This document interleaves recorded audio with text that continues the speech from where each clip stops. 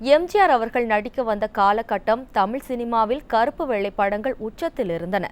அதில் வண்ணப்படங்களின் அத்தியாயத்தை தொடங்கி வைத்தவர் எம்ஜிஆர்.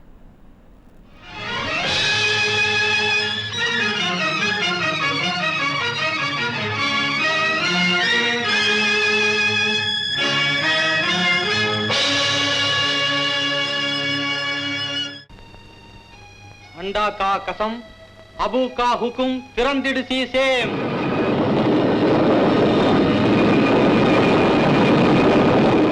எம்ஜிஆர் அவர்களே தமிழின் முதல் முழுநீள வண்ணப்படமான அலிபாபாவும் 40 திருடர்களும் படத்தின் கதாநாயகன்.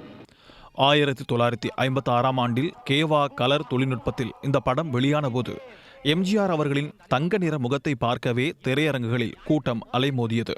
படம் மாபெரும் வெற்றி பெற்றது. கத்தியை காட்டி காசி வரைக்கும் புத்தி கெட்டவனாக இந்த அலிபாபா வாழ்ந்ததில்லை. இதுவரை என் கத்தி நியாயத்திற்கு போராடி இருக்கிறதே தவிர துரோகத்திற்கு துணை செய்ததில்லை. பின்னர் தன்னை நாடும் ஒவ்வொரு திரைப்பட தயாரிப்பு நிறுவனத்தையும் எம்ஜிஆர் அவர்கள் வண்ண படங்களை தயாரிக்க ஊக்கப்படுத்தினார். இதனால் பெரும்பாலான தயாரிப்பு நிறுவனங்களின் முதல் வண்ணப்படங்களில் எம்ஜிஆர் தான் கதாநாயகர். என் நண்பர்கள் எல்லாம் என்னை தலைபோல் கருதுகிறார்கள். நான் அவர்களை என் உடலாக மதிக்கிறேன். உடலை விட்டு தலையை பிரித்து விட்டால் உயிர் நிலைத்திருக்க முடியுமா? சரவணா பிலிம்ஸ் தயாரித்த முதல் வண்ணப்படமான படகோட்டி, விஜயா கம்பெயின்ஸின் முதல் வண்ணப்படமான எங்க வீட்டு பிள்ளை, ஏவிஎம் நிறுவனத்தின் முதல் வண்ணப்படமான அன்பேவா, ஜெமினி நிறுவனத்தின் முதல் தமிழ் வண்ணப்படமான ஒளிவிளக்கு, சத்யா மூவிஸின் முதல் வண்ணப்படமான ரிக்ஷாக்காரன், தேவர் பிலிம்ஸின் முதல் வண்ணப்படமான நல்ல நேரம், இந்த அனைத்து படங்களிலும் எம்ஜிஆர் தான் கதாநாயகன். எம்ஜிஆர் அவர்கள் மட்டும் அன்றைக்கு அவ்வளவு முயற்சிகள் செய்யாமல் இருந்திருந்தால் தமிழக ரசிகர்கள் திரையில் வண்ணங்களை காண மேலும் சில ஆண்டுகள் காத்திருக்கும்படி ஆகியிருக்கும்.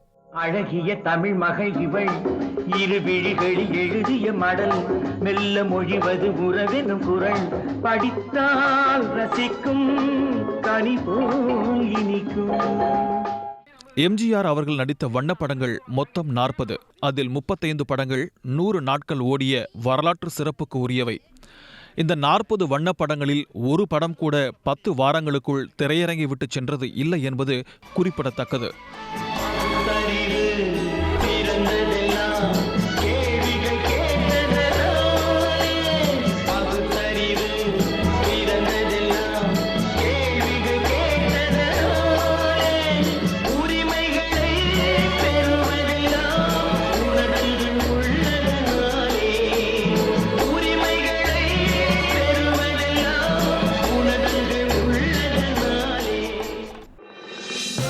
இது போன்ற முக்கிய வீடியோக்களை உடனுக்குடன் தெரிந்து கொள்ள நியூஸ் ஜே யூடியூப் சேனலை சப்ஸ்கிரைப் செய்யுங்கள்.